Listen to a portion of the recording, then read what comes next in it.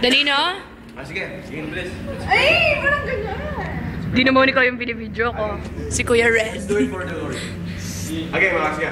So we will close our eyes now. We're gonna wait for you. Tara. Sige. Let's close our eyes. Wait for her. Alright, sige. Close our eyes. Come on, guys. Sige, I will give you 5 minutes. Sige. To contemplate. So wag lang mag-i-emo. Bilis na? Joke, maghihintay pala. Okay, tara. Let's pray.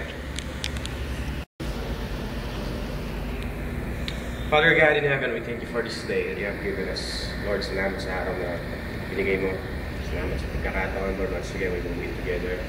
Lord, salamat na nabigla namin si May. Alam ko mamaya, tama siya prayer, Panginoon. So right now, Lord, siguro naninibago siya, Panginoon, sa bagong bagay, Lord, na gagawin sa buhay niya.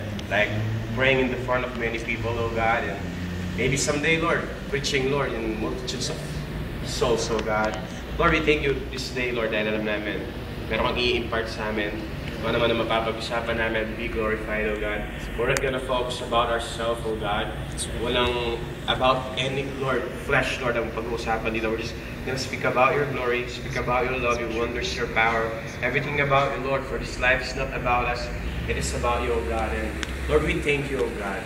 Lord, maybe, ngayon, malit kami sa numbers, handful, oh God. But we believe, Lord, as you faithfully, Lord, continue to do this, oh God.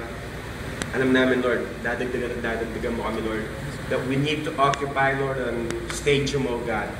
And salamat, Lord, nakikita na namin ito ngayon, Panginoon. And Lord, may you put vision, Lord, in the heart, Lord, in the minds of your people, oh God, that they may not perish, oh God.